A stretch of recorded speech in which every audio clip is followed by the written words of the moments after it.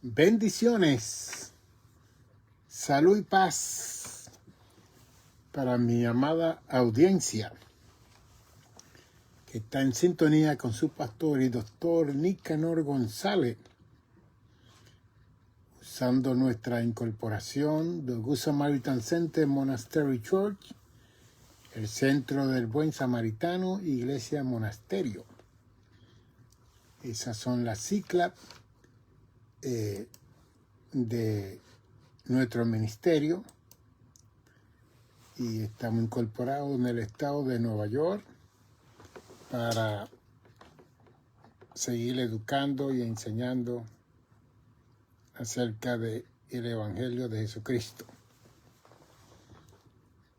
y lo que Cristo enseñó, lo que Él propuso, y también estamos mirando la extensión de ese Evangelio a través del escrito apostólico, como lo tenemos con el apóstol Pablo, Pedro, Juan, Santiago y los demás apóstoles que de una forma u otra contribuyeron a más explicación del Evangelio, especialmente cuando comenzaron la iglesia a levantarse en el primer siglo en estos tres continentes de Asia, África y Europa, que hubo la necesidad de explicar, porque la iglesia dejó de ser judía y entonces vino la centralización y la conversión del gentil. Y entonces,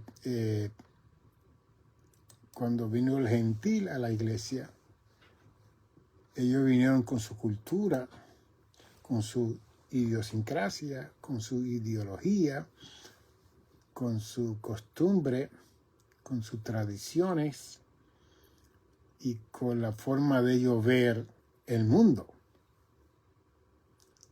Y vinieron al Evangelio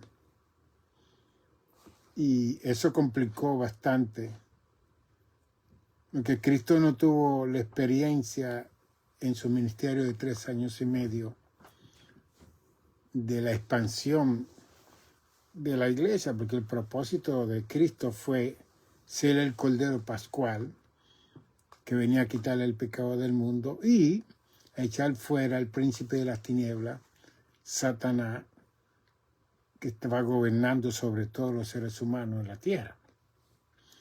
Ese fue el propósito principal de nuestro Señor Jesucristo. Y lo demás, entonces, Él comisionó a los 12 discípulos para que llevaran a cabo la proclamación y predicación del Evangelio por todo el mundo. Y que se establecieron 4 cosas principales del Evangelio que tenían que ver con Cristo salva, Cristo sana, Cristo bautiza con el Espíritu Santo y fuego y Cristo regresa de nuevo. Es el Evangelio cuadrangular de 4 fases que resume todo el Evangelio de Jesucristo de Mateo, Marcos, Lucas y Juan. Y también las enseñanzas de Cristo que se encuentran resumidas en Mateo 5, 6, 7, donde se habla de la esencia y la sustancia y el núcleo de lo que es el Evangelio de Jesucristo. Y que todas las iglesias del mundo, las más de 40 millones de iglesias que hay en el mundo, y pastores, debemos adherirnos a esas enseñanzas de Mateo 5, 6, 7 y practicarlas en nuestras vidas y enseñarlas a las congregaciones donde nosotros estamos ministrando y enseñando y proclamando y haciendo todas las cosas del reino de Dios. Y especialmente en esta época donde se han levantado tantas personas con tantas enseñanzas? Porque estamos hablando del ser humano, que en Génesis 1:26 dice que Dios puso la imagen y la semejanza de Dios en nosotros. La imagen es el conocimiento, la capacidad, el entendimiento de las cosas, y la semejanza es la parte espiritual que está en nosotros. Y esa imagen se manifiesta a través de los sentimientos y las emociones que están morando en el alma. Y la parte espiritual es lo que nos conecta con el cielo y con todas las cosas celestiales divinas. Y que nosotros somos seres espirituales, pero desde la caída de Adán y Eva, casi 6,000 años atrás, nos hemos materializado tanto y nos hemos adherido tanto y adaptado tanto a lo terrenal, que entonces tenemos la situación de Colosenses 3, donde Pablo, amén, nos dice: si pues habéis resucitado con Cristo, Colosenses 3:1, buscad la cosa de arriba, donde está Cristo sentado a la diestra de Dios. Entonces, están estas palabras de 2000 años atrás para los creyentes, los cristianos, los discípulos, los que hemos creído en Jesús, que nos mandan a buscar la cosa de arriba, donde está Cristo sentado a la diestra de Dios, a la mano derecha. Y después en el verso dice: poned, porque poner es una acción que tiene que venir voluntariamente de nosotros, por la libre voluntad o el libre albedrío que hemos recibido de parte del Creador. Nosotros tenemos que tomar la acción de poner la mira en las cosas de arriba, no en las de la tierra. Verso 3, porque habéis muerto y vuestra vida está escondida con Cristo en Dios. Y el verso 4, cuando Cristo, vuestra vida, se manifieste, entonces vosotros también seréis manifestados con Él en gloria. Qué lindo, ¿no? Ese Pablo, tratando de evangelizar a estos hermanos y hermanas de Colosense, como también los hermanos de Filipo, también porque aparte de que la iglesia comenzó con los judíos en el primer siglo, cuando se integró con los gentiles, entonces tuvo que haber más enseñanza que predicación, que la predicación y la proclamación para la salvación. Pero la enseñanza es para preparar al que es salvo, al discipulado, para cumplir con la misión de Mateo 28:19, de hacer discípulos a todas las naciones, como dice Efesios 4:12, a fin de perfeccionar a los santos para la obra del ministerio. Fueron instituidos apóstoles, profetas, evangelistas, pastores y maestros, el verso 11 de Efesios 4. Y que aquí en el capítulo 3 de Colosenses dice: poned, hacer morir, porque es una acción que tiene que venir voluntariamente de nosotros, porque nosotros la podemos hacer. ¿Ve? No es que nadie puede, podemos hacer lo que el apóstol Pablo está presentando aquí en este capítulo 3. También le hablamos del capítulo 3 de Filipenses, que es bien interesante, donde Pablo habla de los que viven para el vientre y que el Dios de ellos es la comida y es los deseos de la carne, la vanagloria de la vida, los deseos de los ojos, como dice en primera de Juan. estos tres cosas principales, los deseos de la carne, los deseos de los ojos y la vanagloria de la vida, que son los que continuamente nosotros, todos los seres humanos, estamos luchando contra eso. Y que aquí se requiere una voluntad profunda de decir no a todas las cosas que impide, que interrumpe nuestra relación con Dios. Porque cuando se interrumpe nuestra relación con Dios, se interrumpe nuestra relación con nosotros mismos. Y si tenemos esposa y esposo, se interrumpen las relaciones matrimoniales. Si tenemos hijo, hija, se interrumpen las relaciones con nuestros hijos, nuestras hijas, y si hay nietos. Estoy hablando de la familia inmediata. No estoy hablando de la familia extendida, que es papá, mamá. Después que uno se casa, que uno sale de la casa, aunque algunos todavía aquí siguen en la casa porque no hay medio económico para independizarse de papá y mamá, que esos son otros problemas que yo presento en este libro, Cruce Transaccional entre la familia. ¿Ve? Que cuando uno se casa, pues uno sale de la casa y va a crear su propia familia. ¿Ve? Cuando uno se queda en la casa con papá y mamá, se extiende más todo. Cuando uno se casa, se toman 2 años para conocer a la pareja y 7 años para comprenderla. 2 para conocerla y 7 para comprenderla. O sea, todo eso yo lo tengo en la conferencia de matrimonio que yo presento en los lugares donde me invitan a dar esta clase de conferencia. Y explico bien qué ocurre en esos 2 años conociéndose una pareja que se casa. Y en el proceso de los 2 años hasta los 7 años, cómo viene la comprensión y el entendimiento de esa relación. Y que en este libro también yo presento acerca de establecer un sistema de familia y lo importante que es un sistema de familia cuando la persona se independizan de papá y mamá. Entonces, en Filipenses 3 y Colosenses 3, que hace una conexión, esto capítulo 3, Pablo a última instancia le dice a los filipenses, en el verso 21, más nuestra ciudadanía, en el verso 20, está en los cielos.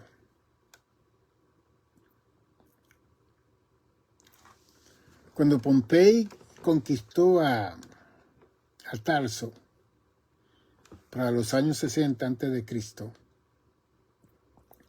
Tarso vino a ser una ciudad romana, porque cada vez que Roma conquistaba un pueblo, ese pueblo pertenecía a Roma.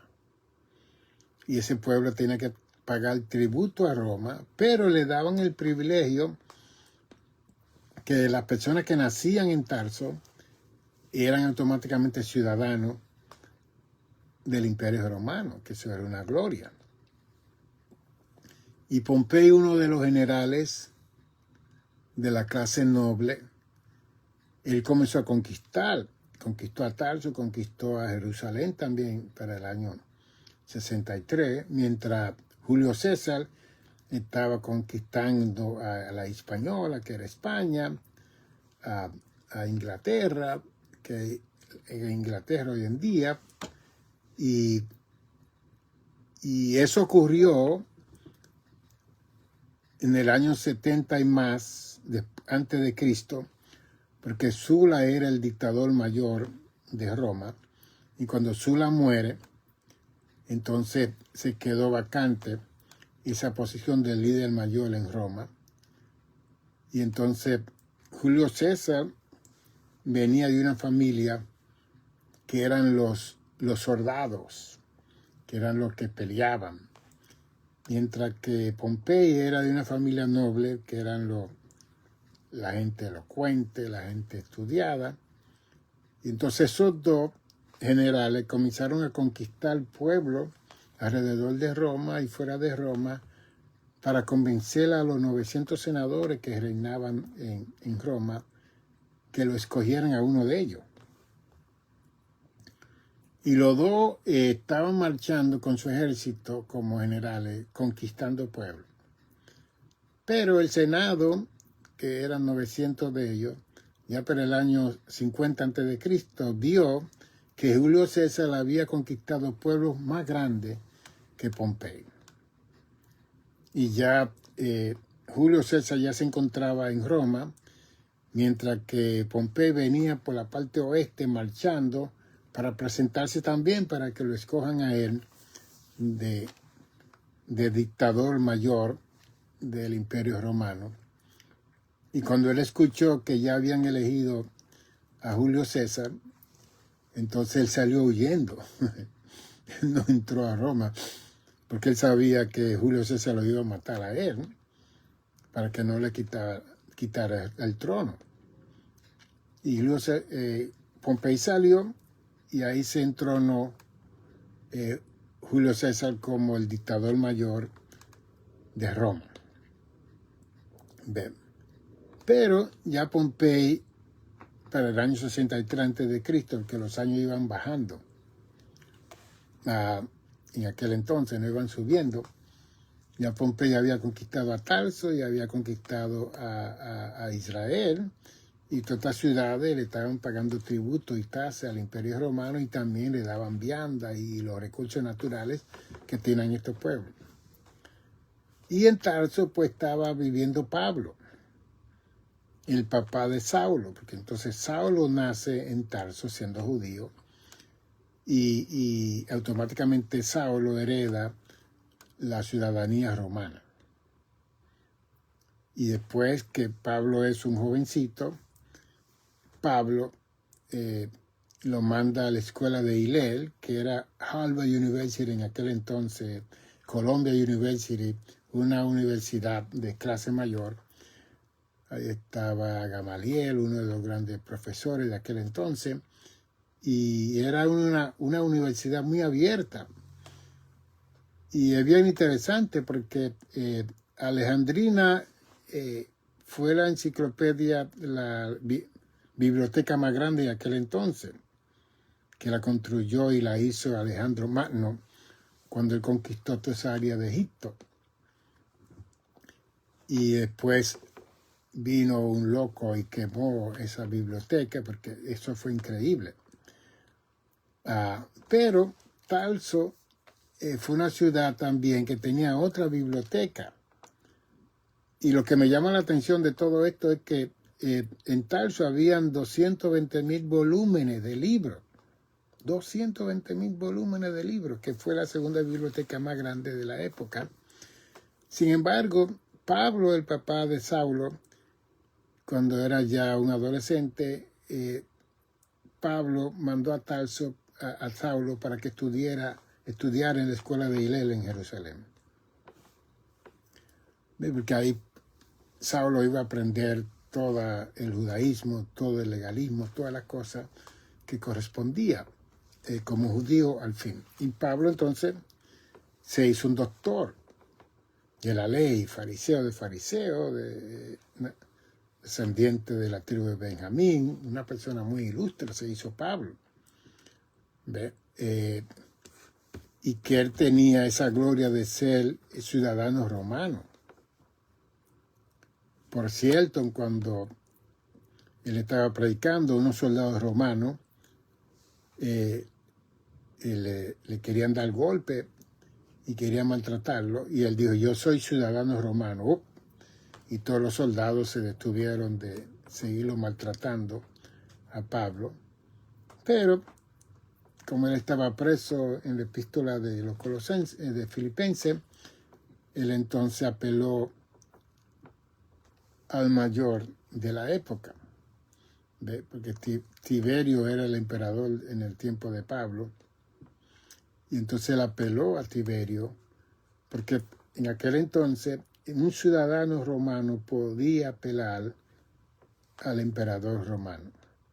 Recuérdense que los emperadores vinieron en el 27 a.C. con Augusto César, pero antes del 27 eran dictadores que estaban al frente de Roma. después se convirtió en un imperio porque habían conquistado casi más de 6 millones de tierras alrededor del mundo, y ciudades y pueblos. Y esta ciudad que tenía 1 millón de población, más de 16.000 edificios en esta ciudad tan pequeña, que hoy en día el país más pequeño que hay en el mundo se llama Roma, que Roma es un país.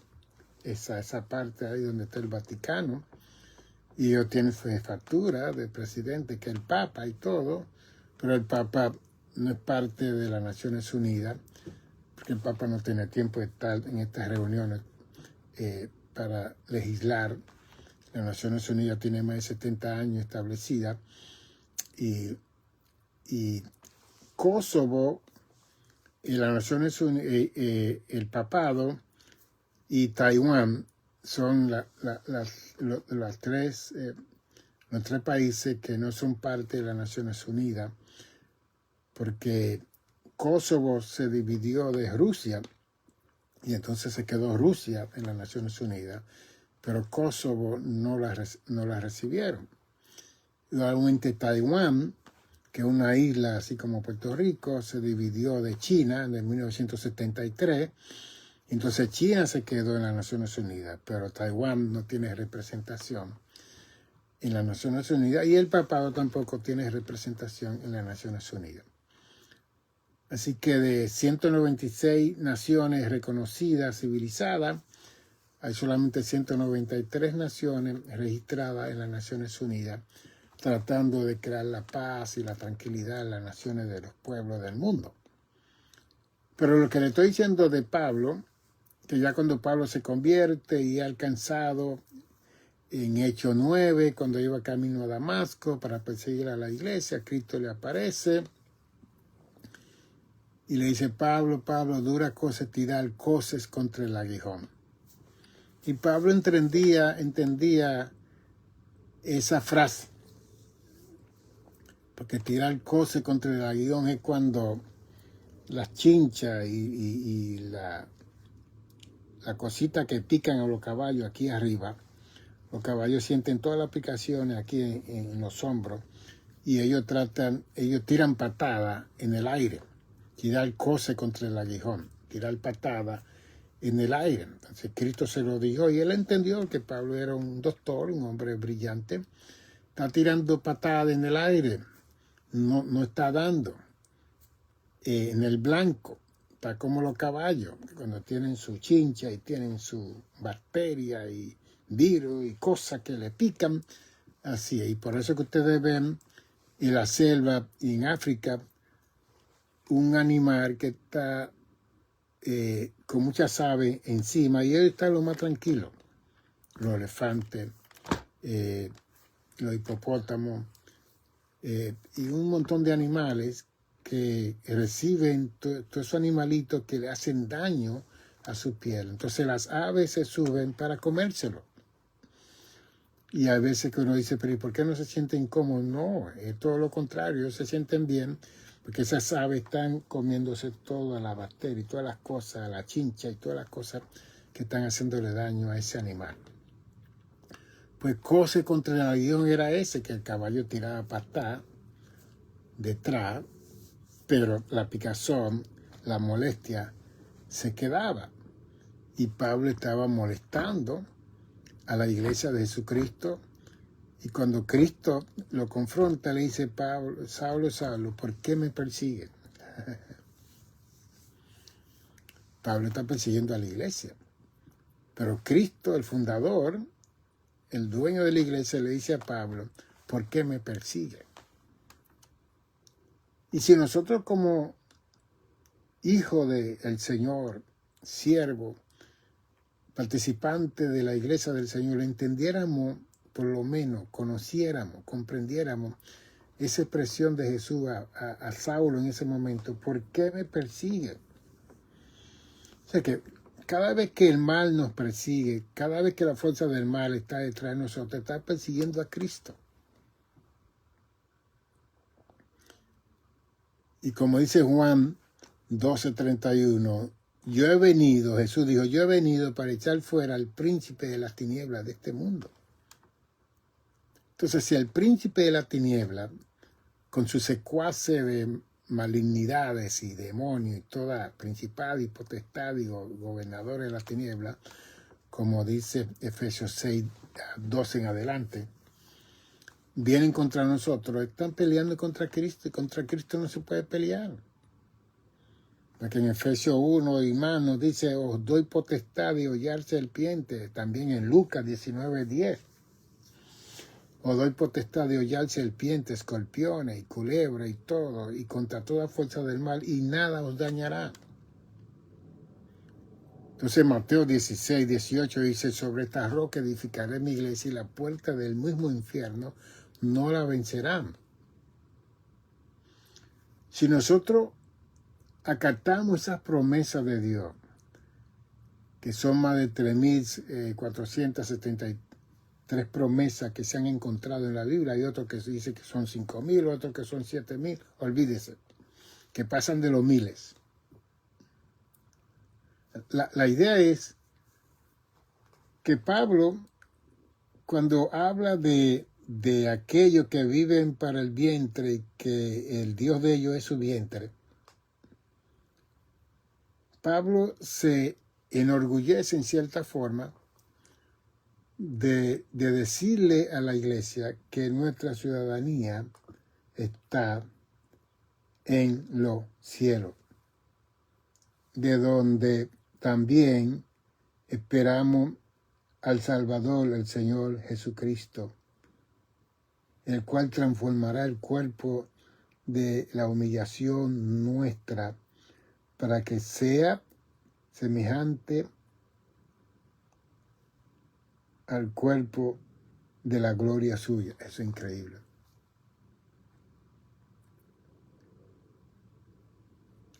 Si nosotros le damos lugar a los deseos de la carne, los deseos de los ojos y la vanagloria de la vida, nuestra vida se va a desviar de la verdad. Y en Juan 8:32 nos dice, conoceréis la verdad y la verdad os hará libre. Y Juan 8:36 dice, si el Hijo libertare, seréis verdaderamente libres. Ok. Si nosotros entendemos bien esas tres verdades que nos explica Juan en su epístola primera, de que tenemos una lucha contra los deseos de los ojos, de la carne y de la vanagloria de la vida, y que eso permea la vida de todas las personas que han confesado y han creído en Jesús. Y que eso no se va a ir de nosotros hasta que Cristo venga o hasta que muramos. Eso siempre va a estar ahí. Esa lucha siempre va a estar ahí. La envidia, los celos, que eso lo dicen en Gálatas 5, 16, 17 y 18.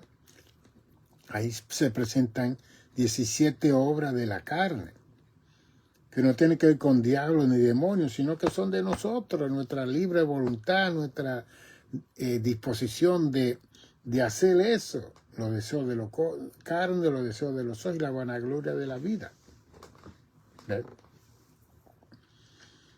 Y que cuando uno muere a todo eso, ya uno hace, como dice Pablo en Gálatas 2:20, ya no vivo yo, Cristo vive en mí.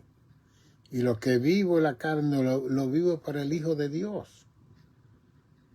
Amén. Pablo tuvo una situación tan íntima con el Señor. Entonces él escribe una cuarta parte del Nuevo Testamento para explicar mejor todas las enseñanzas de Jesús, porque Cristo tenía tantas cosas que el mismo Jesús decía, yo no puedo decirle todo lo que yo quiero porque vosotros no podéis sobrellevarla, no la van a entender. Aún Cristo diciendo que va a morir, que va a dar su vida por la humanidad. Pedro viene a decirle a Cristo, no te mueras, estate tranquilo. ¿Cómo que tú te vas a morir? Cristo diciendo, donde yo voy, vosotros no. ¿Cómo que donde tú vas, nosotros no vamos a ver? ¿Cómo es eso? Si nosotros sabemos todos los callejones que hay aquí en Galilea y en Jerusalén, en todos los lugares, ¿cómo que dónde tú te vas a esconder? Ay, ay, ay. Pero ellos no entendieron el lenguaje aún de Jesús, y por eso es que Cristo le hablaba en parábola y después se le explicaba, como en el capítulo 13 de Mateo. Él habla muchas parábolas en ese capítulo, y él explicaba esa parábola a cada uno de ellos para que entendieran el lenguaje simple de Jesús. Entonces hay una acción que tiene que ver mucho con la disciplina de nosotros, de mirar la cosa de arriba, de hacer morir lo terrenal. ¿Ve?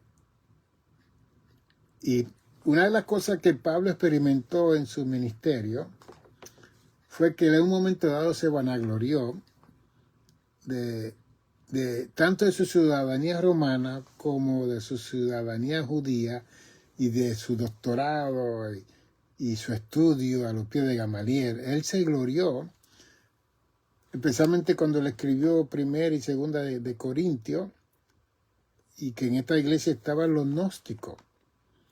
Los gnósticos estaban influenciando a todos los maestros de la iglesia de Corinto cuando Pablo había levantado esta iglesia, y también a los Gálatas también. Los gnósticos entraron, porque estos gnósticos, que significa ciencia, no creyeron en Jesús ni en la encarnación de Jesús, y ellos que decían era que la carne era mala y que solamente se salvaba el espíritu. Y ellos contradijeron toda la enseñanza del apóstol Pablo para el primero y segundo siglo. Y entonces, esos gnósticos que estaban en primera y segunda de Corintios, especialmente Corinto entró en una crisis tan grande de enseñanza después que Pablo establece esta iglesia, que Pablo estaba afuera y le daban la queja de lo que estaba sucediendo en Corintio. Entonces Pablo mandó a Timoteo, uno de sus hijos espirituales, que Timoteo era presbítero, supervisor de las iglesias de Éfeso, y lo mandó para ver si arreglara la situación en Corintio. Y hubo una excepción con Timoteo porque él no pudo hacer nada.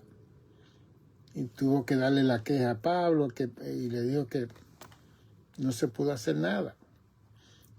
Y en un momento dado, Pablo, el fundador de la iglesia de los Corintios, va a la iglesia de los Corintios, y esos gnósticos fueron tan fuertes y la influencia de ellos fueron tan fuertes que hicieron que los líderes de la iglesia votaran a Pablo.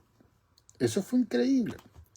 Y Pablo tuvo que salir, que Pablo era bien fuerte, bien tosco hablando. Él era bien suave escribiendo, pero él mismo lo dice, que cuando él estaba en presencia, era bien tosco hablando. Y que esa persona cuando hablaban usted tenía que traer el desayuno, el almuerzo y la cena. Usted sabe que él estaba en un momento en un tercer piso hablándole a la gente, y Tiquito, uno de los jóvenes, estaba en la ventana, se cayó y se murió ese muchacho. Y eso era para Pablo ir preso y todo, y él fue, y Dios tuvo misericordia de Pablo, y oró, y resucitó el muchacho, y Pablo siguió hablando. Muy diferente a nosotros hoy en día, ¿no? Se acaba el culto, hay que cerrar la iglesia, viene la policía, viene todo, eso es increíble. Pero Pablo oró y el muchacho resucitó. Pero esa era la situación de aquel entonces. Entonces Pablo mandó a Tito, que era el supervisor de la ciudad de Creta, como presbítero era, que eran hijos espirituales de Pablo.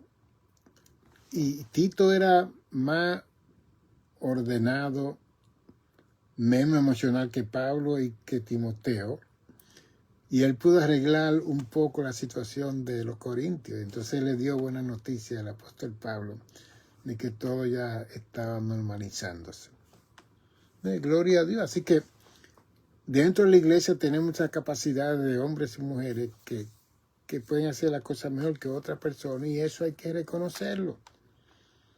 Hay personas que quieren saberlo todo y quieren hacerlo todo, y no funcionan. No funcionan.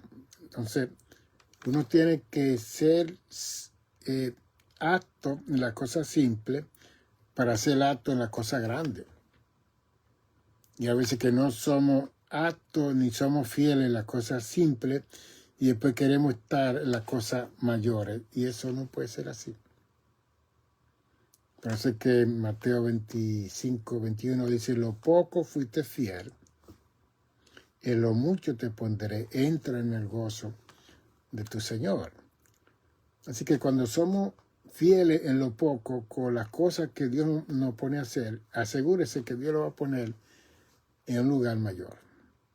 Yo recuerdo cuando estaba creciendo en la iglesia El Faro con el Luis González, esa fue la iglesia que yo me crié, aunque fui primero a Misión Juan 316 con Eduardo Negrón para los 60 y pico, y después me pasé al Faro porque estaba más cerca de mi casa. Y porque yo entré ya a los 13, 14 años, me dediqué rápido al Señor, a orar, a buscar al Espíritu Santo, el bautismo de poder y todo. Y el pastor vio ese deseo en mí de yo crecer. Me pusieron a dar clase a los niños de 5 a 8 años. Pero yo seguí estudiando y conociendo y aprendiendo. Y después el pastor me vio que yo estaba dando esa clase y me cambió y le dijo a la superintendente que me pusieran a dar clase a los adolescentes, niños de 11 años a 13 y 14. Y esa clase yo la atendí también. Le llamaban los diablitos, porque eran 10 muchachos que también eran hijos de pastores. Entonces yo le dije, bueno, Señor, si tú me has llamado a enseñar, dame la muestra con estos 10 diablitos que me pusieron a... Y Dios me dio la gracia. Y yo no era psicólogo en aquel entonces, ni tenía un segundo doctorado en teología, ni nada. Sin embargo, Dios me dio la gracia y me mostró que Dios me estaba llamando al didaqueo, a la enseñanza, a ser maestro. Y después que me superé con los adolescentes, entonces el pastor vio mi destreza y me pusieron a dar clase a los jóvenes, que eran como 40, 50 jóvenes que le daba clase en un salón grande. Y estuve dándole clase hasta que me casé. En aquel entonces, cuando uno se casaba, pasaba a la sociedad de caballeros, no importa que tuviera 20 años. Y entonces seguí ministrando y estudiando en el instituto y graduándome y todo. Antes de casarme ya me había graduado del Instituto Bíblico, 3 años. Pero lo que le estoy diciendo es que cada uno de nosotros tiene una voluntad propia. Y cada uno de nosotros tiene que determinar lo que usted quiere para su vida. En otras palabras, el destino de su vida está en las manos suyas. Usted y yo somos los que hacemos nuestro destino. De vida temporal, vida de longevidad o vida corta. Que las personas que viven para los deseos de la carne, los deseos de los ojos y la vanagloria de la vida, van a tener una vida corta en esta tierra. No van a llegar a una cantidad de años, como ocurre con personas que no obedecen a esas 3 funciones que atacan continuamente a los seres humanos aquí en la tierra. Pablo le dejó saber a ellos que la ciudadanía de nosotros estaba en los cielos. Que no dependiéramos de la ciudadanía romana. Hoy en día podríamos decir la ciudadanía de los Estados Unidos de América, que es el primer país más poderoso, más grande y más de todo. Hoy en día, ser ciudadano de Estados Unidos es una cosa como lo que lo veían del primer siglo. Todo el mundo iba a Roma porque todo el mundo quería ser parte de ese imperio romano. Y por eso es que en Roma ocurrían todas las cosas raras. Porque era como un melting pot, como decimos aquí en los Estados Unidos, que es una olla donde están todas las nacionalidades del mundo. El que pastorea aquí en los Estados Unidos puede pastorear en cualquier parte del mundo. que aquí un pastor tiene que tratar con 21 culturas, si son hispanos, de Latinoamérica, incluyendo Brasil. Esas 21 culturas de Latinoamérica componen 610 millones de habitantes hispanos, incluyendo a Brasil. Bien. Y si le ministramos al pueblo hispano, estamos hablando de 1.000 millones de seres humanos que hablan el español en el mundo. Bien. Sin embargo, las congregaciones de nosotros están mezcladas con 18, 20, 13 nacionalidades diferentes de Sur y Centroamérica y Europa y el Caribe que están en nuestras congregaciones. Entonces el trabajo para una pastoral se hace más difícil, ¿ve? Más complicado la situación. Aquí tenemos a la reverenda Zoila Martin con su esposo Pablo, que están por allá, por los sures, por allá, pastoreando gente americana, siendo ellos hispanos. ¿Usted sabe los choques culturales que hay en esa pastoral? Y yo lo encomio a ellos y oro siempre por ellos, para que Dios les siga dando esa gracia para tratar con ese grupo de personas, y Dios lo ha llamado a eso. Bien. Yo, siendo un doctor y todo, no me vería haciendo lo que ellos están haciendo. Sin embargo, Dios tiene esos juegos pesados que toma a las personas y los pone a hacer cosas que jamás uno imaginó hacer en esta tierra. Bien. Y con Dios todas las cosas serán posibles a realizar. Y después que haya satisfacción, contentamiento en lo que uno está haciendo, pues uno lo va a hacer con libre voluntad y con amor. De Pablo, en un momento dado, se glorió de todo lo que él poseía, y en el capítulo 12 de 2 Corintios le dieron un tremendo aguijón para que se esté quieto. Porque él mismo lo dice en el capítulo 12, 2 Corintios, que dice, para que las revelaciones que yo he recibido no me enaltezcan desmedidamente, me fue dado un aguijón de Satanás que viene y me abofetea. Y él dice, he orado 3 veces a Dios para que me quite el aguijón ese. Y lo que le dijo Dios, bástate mi gracia, porque en tu debilidad mi poder se fortalece. Tremendo, ¿eh? Se fortalece. Mientras más débil tú eres, más fuerte tú vas a ser, mientras tú hagas mi voluntad. Y Pablo dejó de orar por ese aguijón, como muchos de nosotros, que a veces que hay aguijones que vienen por parte de voluntad de Dios, porque nosotros muchas veces nos enaltecemos y creemos que somos, y muchas veces cuando nos quebrantamos con esos aguijones, que buscamos a Dios y pedimos perdón, entonces Dios le gusta eso, que lo busquemos, ya sea en debilidad, en fortaleza, pero que siempre estemos mirando hacia arriba donde está Cristo sentado a la diestra de Dios, y que no miremos todo lo que hemos adquirido de título, de nombre, de posición, porque yo siempre enseño que nosotros tenemos que llegar a ser un instrumento de Dios.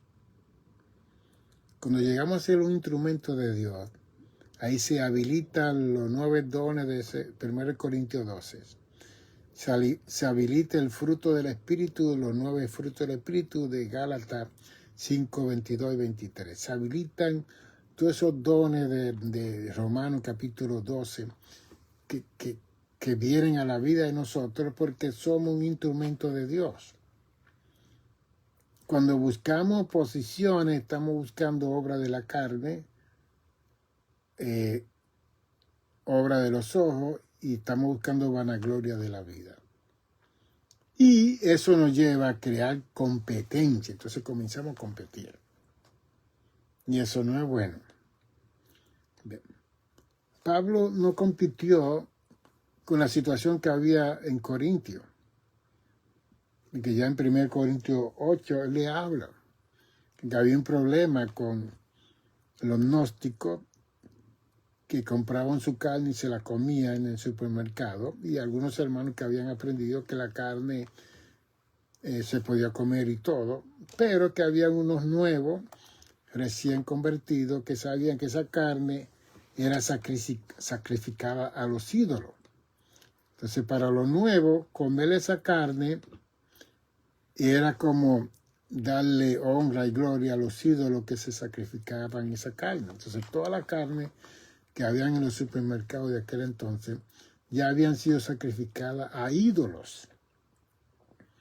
¿Ven? Entonces, Pablo le explicó a esos que ya habían aprendido y habían crecido. Dice, está bien.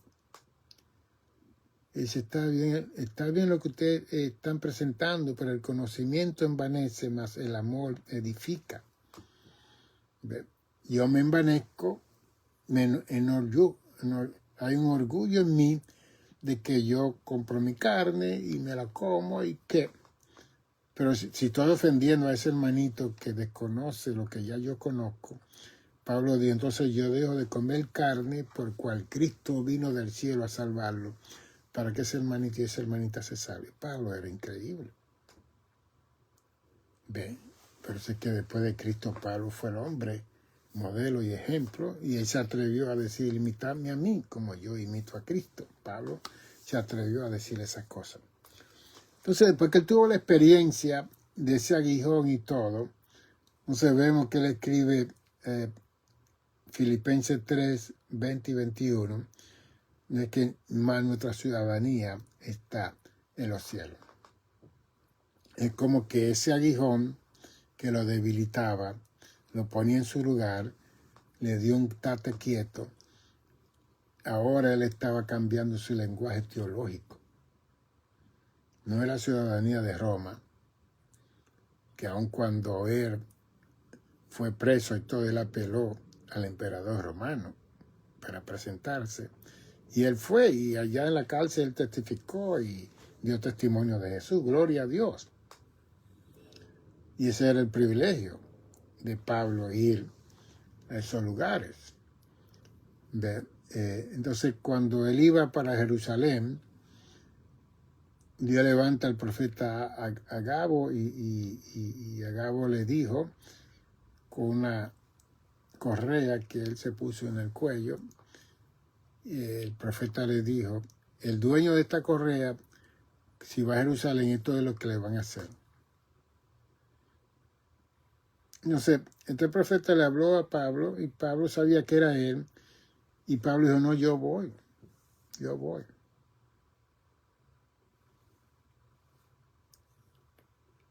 Sí, no se pregunta, si Pablo no hubiera ido, ni hubiera sido caído preso por los judíos, ni hubiera tenido que ir a Roma en ese viaje de naufragio, que el barco se estaba hundiendo y tuvieron que salir. Fue una crisis que hubo.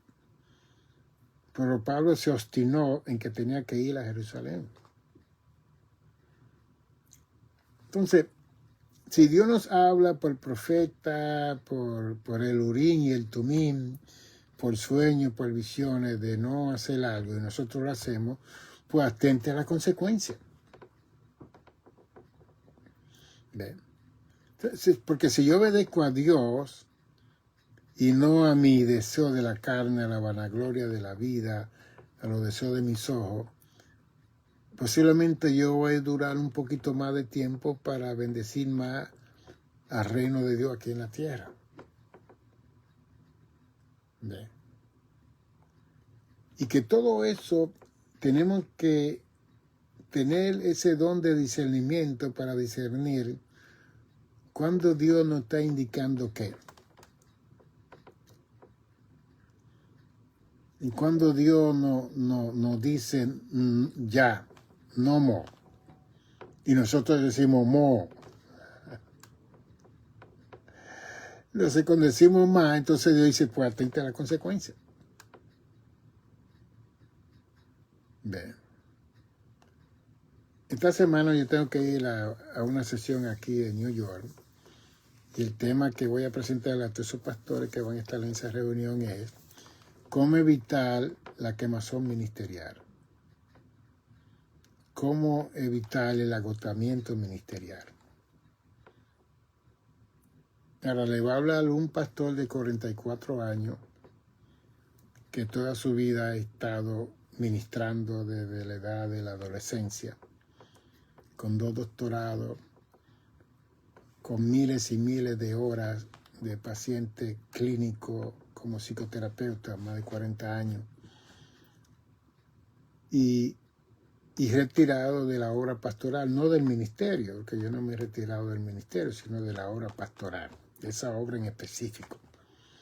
Porque ahora yo estoy obrando en esta capacidad de apologista, defensor de la fe, escribiendo libros, dando terapia, haciendo evaluaciones para que la gente reciba su residencia y le den su ciudadanía. Ese trabajo lo estoy haciendo yo como psicoterapeuta, porque tengo mi licencia del Estado de Nueva York.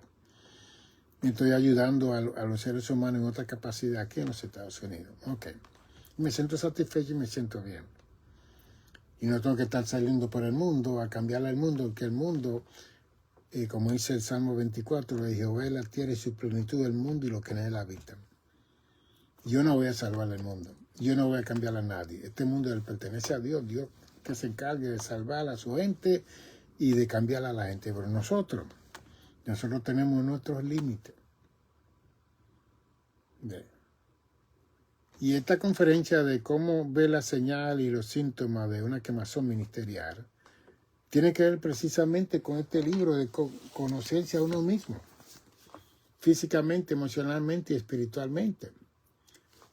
Y lo que estamos viendo en Facebook, en Twitter, en TikTok, son pastores muriéndose en los púlpitos. Y yo le voy a hablar a este pastorado porque no es simplemente un pastor morirse en un púlpito, el trauma que deja una situación así a una congregación. Aquí en el Bronx hay una congregación que han muerto 3 pastores en esa misma congregación. Y hoy en día esa congregación no crece. Es como que hay un miedo increíble en esos miembros. Han perdido 3 pastores muertos en diferentes formas. Y yo he tenido que ir a dar conferencias de proceso de pérdida en iglesias que los pastores han muerto. Y ha ayudado porque la persona ha abierto el foro y la gente me ha hecho preguntas como terapeuta para procesar esa pérdida. Pero un pastor un domingo que le dé un ataque al corazón, una trombosis, lo que sea, y se muere en ese púlpito habiendo cientos de niños y jóvenes y damas y caballeros, eso es muy traumático. Entonces, Dios me ha preparado para seguir ayudando a la pastoral en esta capacidad para no solamente evitar que un pastor se muera en un púlpito, sino el legado de trauma que va a dejar esa muerte en esa congregación. Entonces, si amamos a la gente, nosotros entonces nos preocupamos de salir por la puerta en paz para que venga otra persona más joven, con más salud, con más bienestar, para que siga la obra del Señor, porque esa obra no es de nosotros, es del Señor. Esas son palabras que yo voy a hablar esta semana, cuando vaya a ese lugar. Porque hay personas que dicen que van a morir en el ministerio. Está bien, pero muérase sin estar en una iglesia. Muérase en su casa, muérase en un hospital, muérase solo. Pero no afecte a un grupo de personas que son más jóvenes que usted y que van a estar conviviendo en ese lugar y va a ver esa imagen continuamente. Entonces, cada pastor que viene a ministrarlo algo, ellos le va a venir una regresión de que, ¿y qué tal si ese pastor se muere como el otro? Eso es increíble. Es una parte del inconsciente psicológico que la gente no tiene la capacidad de ver esas cosas. Entonces, si yo estoy sintiendo síntomas en mi vida, yo tengo que aceptar. Si usted le ataca al corazón, ya es una señal. Usted no puede seguir. Que muchas veces todo esos ataques y trombosis tienen que ver con las tensiones del mismo ministerio en la vida de cada uno de nosotros. Pablo y los discípulos fueron gente que ellos vivían para Dios. Y era ilegal en el primer siglo ser cristiano. Era muy diferente a como nosotros estamos viviendo hoy en día. Y más cuando hay un esposo, una esposa, hay familia, hay nietos. ¿Ve? Entonces uno no puede exponerse de una forma tal que se afecte a uno mismo, afecte a las personas que aman a uno y afecte a toda una congregación. Eso no estaba en el bosquejo, pero lo presento también hoy, en este día, porque podemos retirarnos de hacer obra, pero no del ministerio. Del ministerio nadie se retira. Nosotros vamos a seguir siendo pastores siempre. Y podemos entrar en una capacidad de ser mentores para los jóvenes que quieren perseguir el obispado, el episcopo, como dice 1 Timoteo 3. Buena cosa anhela una persona ser episcopo, pastor, pero hay unos requisitos que se requieren para uno entrar en estas posiciones. ¿Ve? Y como hoy en día, por ejemplo, Estados Unidos tiene 900,000 iglesias. Hay 1.500.000 pastores aquí en los Estados Unidos. ¿Ve? Que si usted no está, va a venir otro, va a venir otra, y va a seguir la obra del Señor, que esta obra no es mía, esta obra es del Señor. Y hay personas que creen que si ellos se van, se va a destruir. No, entonces si se destruye la obra, entonces usted no hizo un buen trabajo. ¡Auch! Si la gente se desparrama, usted no hizo un buen trabajo. ¿Bien? Yo espero que esa congregación que yo dejé de 44 años crezca aún más grande que lo que yo dejé cuando salí hace casi 3 años ya. Y la noticia que oigo es que están siendo bendecidos, están creciendo y Dios está usando al pastor que está ahí en esa capacidad de ellos. Gloria a Dios. Esa es mi gloria, esa es mi bendición. ¿Ve? Porque esa obra es del Señor, esa obra no es de nosotros. Nosotros plantamos, otro regó, otro tomó el fruto. Así que va. Pablo lo dijo, Apolo predicó, Pedro regó, Pablo enseñó, pero el crecimiento lo da Dios, como dice Hechos 2:47. Y Dios añadía a la iglesia a los que iban a ser salvos. Dios. No dice los miembros, no dice el pastor, no dice Dios añadía a la iglesia las personas que iban a ser salvos. Y cuando miramos esta obra así de esta forma y presentamos que nuestra ciudadanía está en los cielos, que no es la ciudadanía que podamos recibir de esta tierra, de ningún país, de ningún lugar, que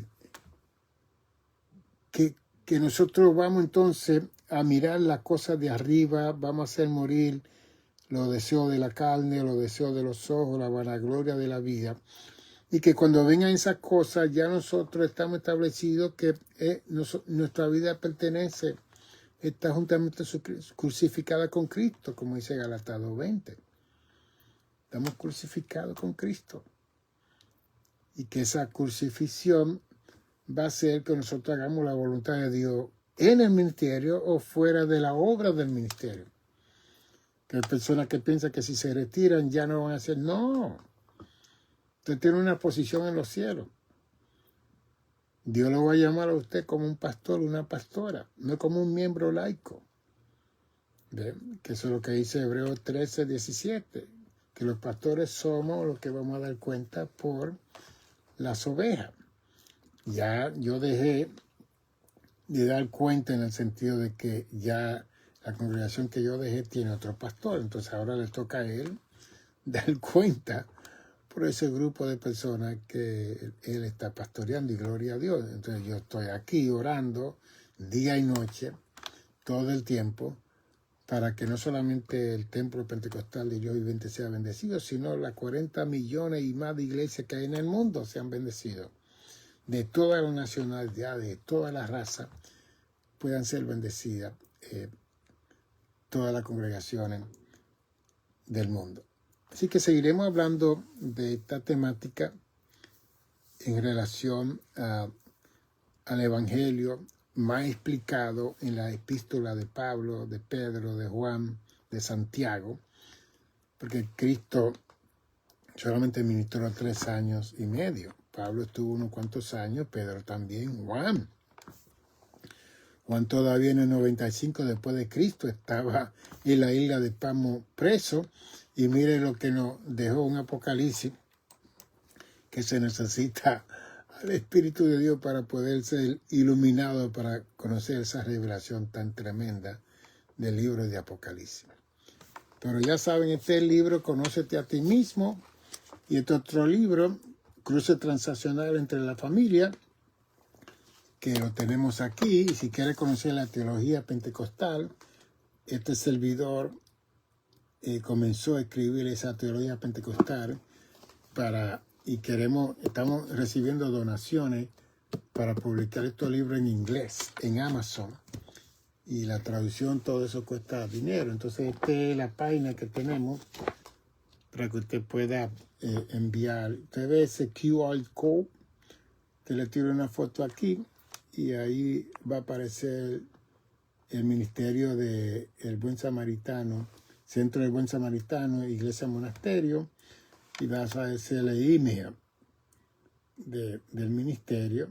También aquí va a ver el teléfono mío, el número, y el canal YouTube, Reverendo Dr. Nicanor González, pone YouTube, y esta enseñanza están guardadas en YouTube, porque Facebook está borrando, cada mes ellos borran casi todo lo que uno ha grabado en un mes. Es una nueva póliza que ellos han tenido. Pero si usted quiere mandar una donación o algo aquí, te puede mandar, y eso va directamente a The Good Samaritan Center Monastery Church, y ese dinero lo estamos guardando para entonces mandarlo a Amazon, que la idea mía es enriquecer al cuerpo de Cristo aquí en la tierra. No yo enriquecerme, sino esos libros, cada uno de ellos son 8 o 10 mil dólares que hay que gastar para publicarlo. Que los libros míos no son de 100 páginas, son de 300. Mira, aquí tengo un libro en la computadora que se llama Que nosotros somos la obra maestra de Dios. We are the masterpiece of God. Está en inglés y está en español. Está aquí en mi computadora. Inmediatamente que tenga unos miles de dólares, yo le escribo a Amazon para que ellos comiencen a publicar ese libro y se expongan al mundo. Oren a Dios que se vuelva un bestseller, porque si uno de esos libros se vuelve un bestseller, entonces va a haber mucho dinero para publicar los 10 libros que tengo aquí en español, y así seguir, tener una página entera en Amazon, para que cada persona que se comunique con Amazon vea la biblioteca del Dr. González y escoger los libros que usted quiera. Si no, tiene que venir aquí a mi casa y mandarlo a buscar, y entonces eso es un poco complicado cuando usted está en otro estado y en otro país. 646 es mi número, 755-1290, 646-755-1290. Si quiere una terapia, quiere una conferencia, quiere algo de mí, aquí estamos para ayudarle. Bendiciones. Mañana seguimos a esta misma hora a las 6. Podemos hacerlo. Estamos haciendo a las 6 porque mucha gente tiene su servicio temprano, y ya cuando están en su casa tranquilitos pueden verme con estas enseñanzas. Bendiciones.